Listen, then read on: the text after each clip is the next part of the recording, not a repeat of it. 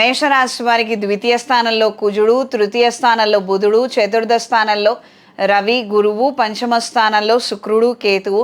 సంతానానికి సంబంధించినటువంటి ముఖ్యమైన విషయాలు, నిర్ణయాలు చక్కగా నెరవేరుతాయి. కాస్తంత ఆటంకాలు, చికాకులు ఉన్నప్పటికీ కూడా మూడొంతులు మంచి పరిహారము, మంచి పరిష్కారము, చక్కగా వ్యవహారాలు జరగడము, దానివల్ల మీకు వాళ్ళకి మంచి జరగడం అనేది ఏర్పడుతుంది.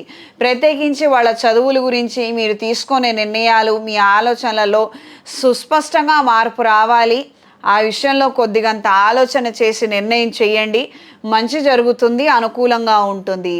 వాళ్ళని విదేశాలు పంపించడం కోసం మీరు తీసుకునే రుణాలు, చేసే ప్రయత్నాలు, రికమెండేషన్లు కలిసి వస్తాయి.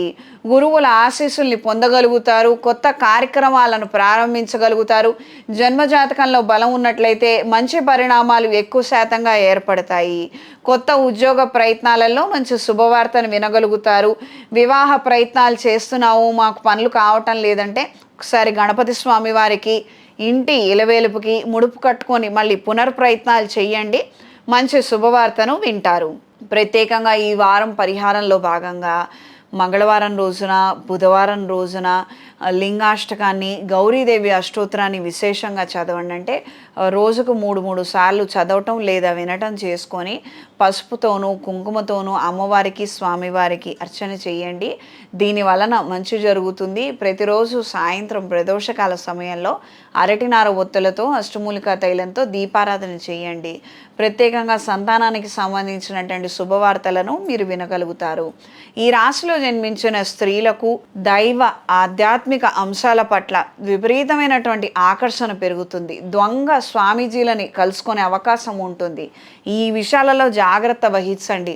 ఏదో రమ్మన్నారని వేళకాని వేళల్లో వెళ్ళటము, ఏవో చేసుకోకూడనటువంటి పూజలు చేసుకోవడము, వీటికి మీ అంతటా మీరు ఎంటర్టైన్ చేయొద్దు. పరిస్థితి బాగాలేకపోతే సరే, ఉదయం వేళ అమ్మవారి దేవాలయానికి వెళ్ళి పూజ చేసుకోండి. ఏదైనా బ్రాహ్మీ ముహూర్త సమయంలో ఏదైనా హోమం ఆచరించండి, లేదా అభిషేకం జరిపించండి.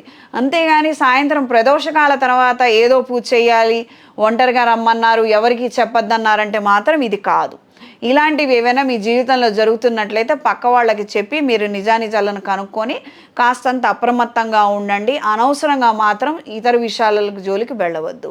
దూర ప్రయాణాలు అనుకూలంగా ఉంటే సహోదర సహోదరి వర్గంతో స్వల్పమైనటువంటి మాట పట్టింపులు ఏర్పడవచ్చు. ఈ రాశిలో జన్మించిన వారికి ఈ వారం కలిసొచ్చేది ఆకుపచ్చ, కలిసొచ్చే దిక్కు తూర్పు, కలిసొచ్చే సంఖ్య 8.